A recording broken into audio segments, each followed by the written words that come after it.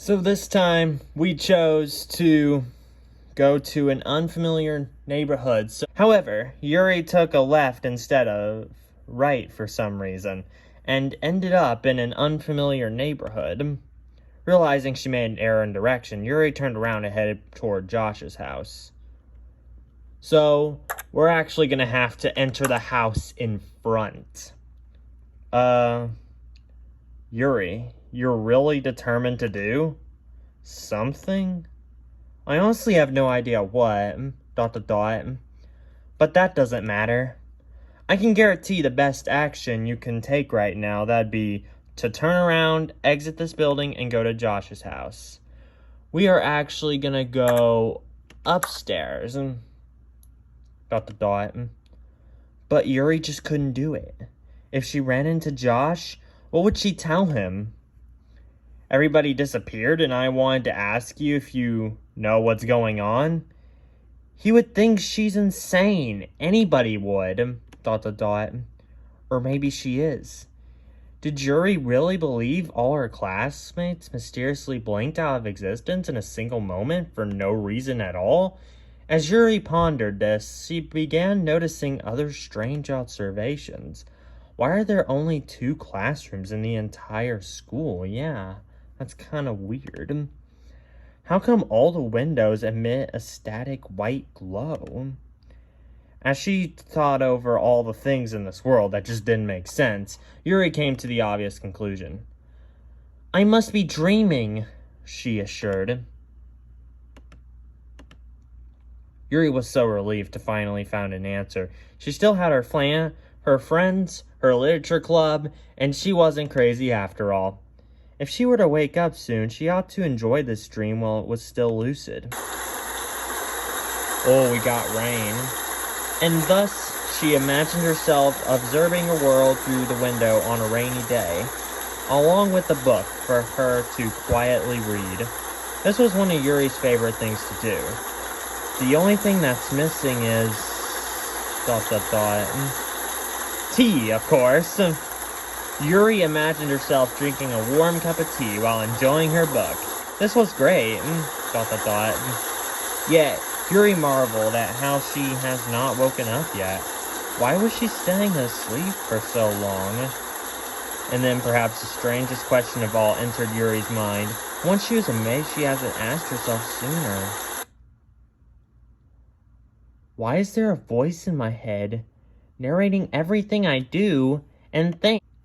The text is now describing itself and describing how Yuri is now realizing that the text is self-aware.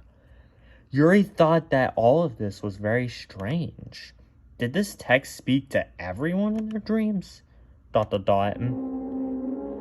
Yuri knew, well, this wasn't a dream. Oh boy, I think something's about to happen.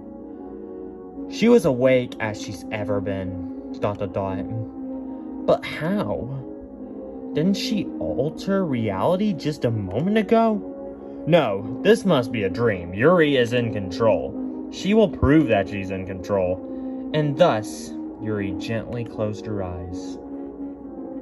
She imagined herself asleep on her bed, ready to seep into wakefulness. Yuri began to whisper softly to herself, I have seen everything that needs to be seen.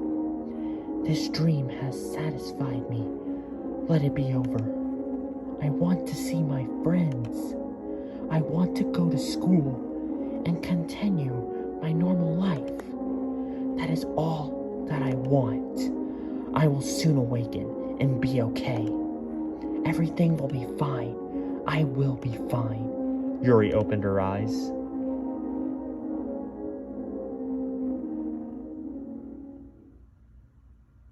Yuri then began to scream.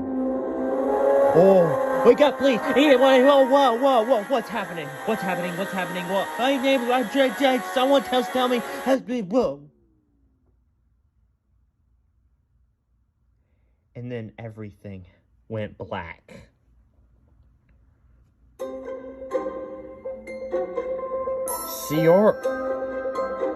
This is the beginning, except it's Yuri. Wow, this is the story of a girl named Yuri. Despite struggling with depression, she always tried to maintain a positive outlook on life and make the best out of every situation she found herself in.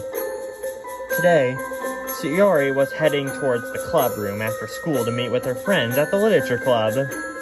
She was particularly early this afternoon, so the room was empty upon arriving. Or at least she thought it was empty until... Yuri! What are you doing here? ... Come on, get up. Everyone else should arrive soon. ... Are you okay? You're either taking a really big nap with your eyes open, or... Yuri's eyes widened as she considered all the possible explanations. People usually don't take naps with their eyes open. So this could only mean... Yuri's dead! What? Don't worry, she's not dead. As I walked by the classroom earlier, I heard her stumbling around, talking and screaming to herself. I wanted to check on her, but I just couldn't bring myself to do it. Nobody truly knows what's going on in Yuri's head, and at that time, I really didn't want to find out. I wonder what happened to her. We should probably tell the school nurse. Monika exited the room to alert the nurse while Natsuki and Yuri stayed in the club room, keeping an eye on Yuri. They took this time to appreciate the fact that they were sane. How they were in control of their minds, knowing what's real and what isn't. Monika returned and the nurse began examining Yuri. Not wanting to lose any more time, the three girls began sharing their poems for last night.